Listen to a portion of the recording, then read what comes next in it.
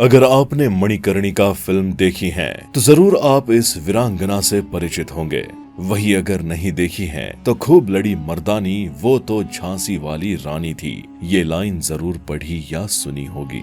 ऐसी वीरांगना जिसने अंग्रेजों को दिन में तारे दिखा दिए, अमीर राजघराने में पैदा हुई बच्ची कैसे बन गई झांसी की वीर योद्धा, जिसकी वीर गाथा की कहानियां आज हम सभी पढ़ते हैं। जब बड़े बड़े शूरवीर अंग्रेजों के सामने माथा टेक देते थे, उस वक्त इस वीरांगना ने उन्हें नाको चने चबवा दिए। जब इस देश के कायर राजा अंग्रेजों के सामने गिड़गिड़ाते थे तो उस समय ये वीरांगना उन्हें ललकारती थी।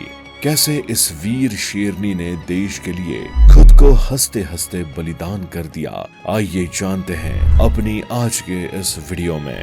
हम बात कर रहे हैं भारत की धरती पर जन्म लेने वाली वीरांगना रानी लक्ष्मीबाई की, जिनकी वीरता की गाथा आज भी भारत का इतिहास सुनाता है, जिनके शौर्य को लोग आज भी सलाम करते हैं। साहस की इस देवी का जन्म बनारस में रहने वाले एक मराठी परिवार में 19 नवंबर 1828 को हुआ था। इनका नाम मणिकर्णिका था और लोग इन्हें प्यार से मनु कहते थे। उनके पिता मोरोपंत तांबे बिठूर रियासत के पेशवा के पास काम करते थे और ऊंचे पद पर थे, जो ऊंचे खानदान से ताल्लुक रखते थे। इनकी माता का नाम भागीरथी बाई था, जो कुशल और साहसी महिला थी। इनकी माता एक विद्वान महिला थी, जिनका प्रभाव उनकी बेटी मणिकर्णिका पर पड़ा। कहा जाता है कि मणिकर्णिका बचपन से ही साहसी और निडर थी और बड़ों से वीरता की कहानियां सुना करती थी।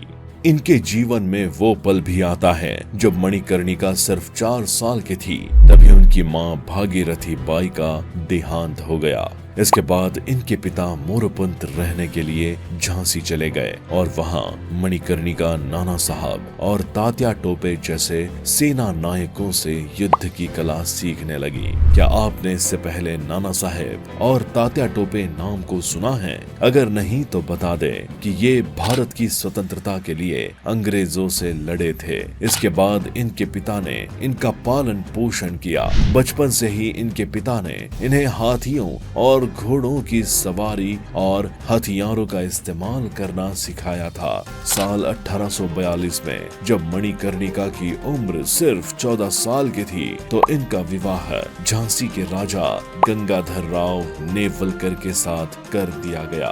विवाह के बाद मणिकर्णिका का नाम बदलकर लक्ष्मीबाई कर दिया गया। कुछ समय के बाद इन्होंने एक बेटे को जन्म दिया, लेकिन 4 महीने की आयु में ही उनके संतान की मौत हो गई। इससे दोनों को बहुत दुख हुआ और इस दुख को कम करने के लिए दोनों ने अपने एक दूर के रिश्तेदार के बेटे को गोद ले लिया। इनके दत्तक पुत्र का नाम आनंद राव था, लेकिन अपने बेटे की याद में दोनों उसे दामोदर राव ही कहते थे। दुख की घड़ी लक्ष्मीबाई के जीवन में फिर से आई और 21 नवंबर 1853 को इनके पति गंगाधर राव की मौत हो गई। उस दौर में अंग्रेज पूरी तरह से भारत पर कब्जा करने में व्यस्त थे।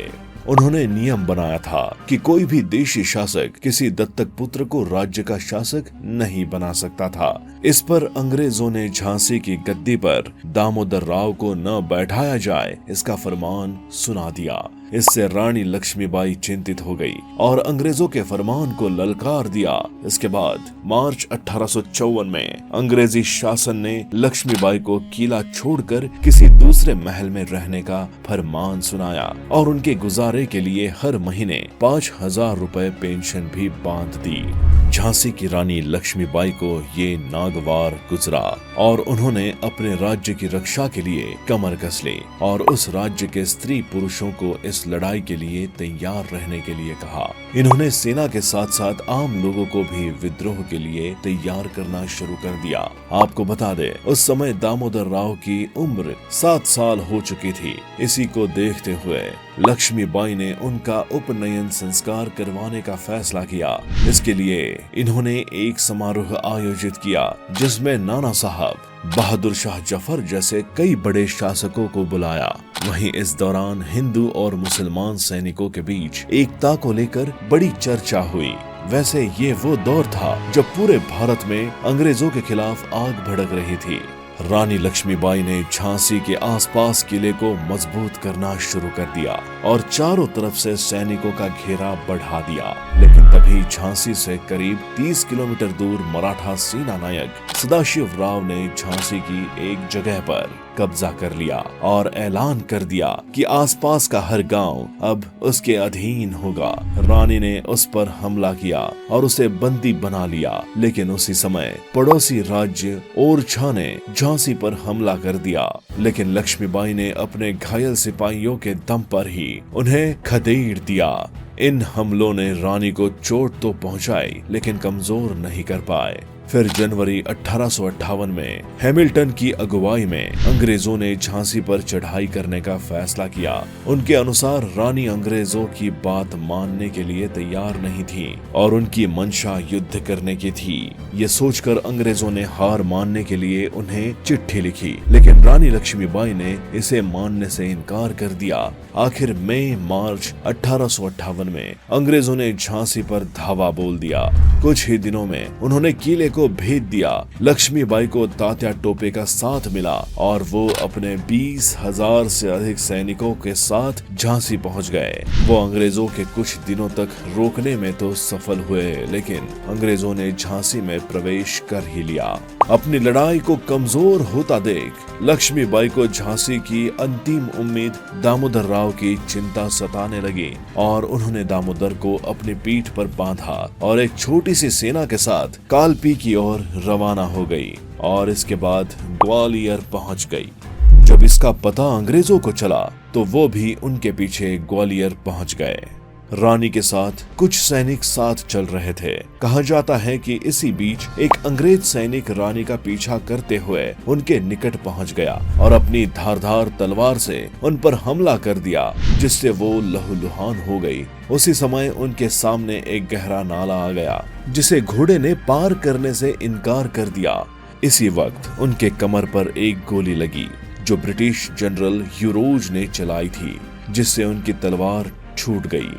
वो बह रहे खून को रोकने की कोशिश कर रही थी, लेकिन तभी एक अंग्रेज सैनिक ने उनके पास आकर सिर पर तलवार से घातक हमला कर दिया और वो नीचे गिर गई। ये देखकर उनके साथ चल रहे सैनिक उन्हें उठाकर पास के एक मंदिर में ले गए। लक्ष्मीबाई की हालत नाजुक होती जा रही थी। इसी बीच उन्होंने साथी सैनिकों से कहा, मेरा शरीर अंग्रेजों को नहीं मिलना चाहिए।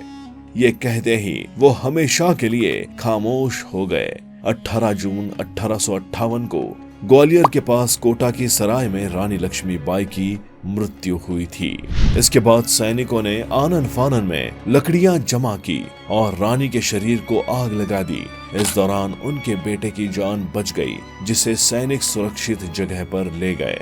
ऐसा कहा जाता है कि दामोदर राव ने बाद में अंग्रेजों की अधीनता स्वीकार कर ली और उन्हें पेंशन पर भेज दिया गया। ऐसा बताया जाता है कि महल में मंदिर तक रानी लक्ष्मीबाई घोड़े पर सवार होकर जाती थी या फिर कभी कभी पालकी के द्वारा भी जाती थी।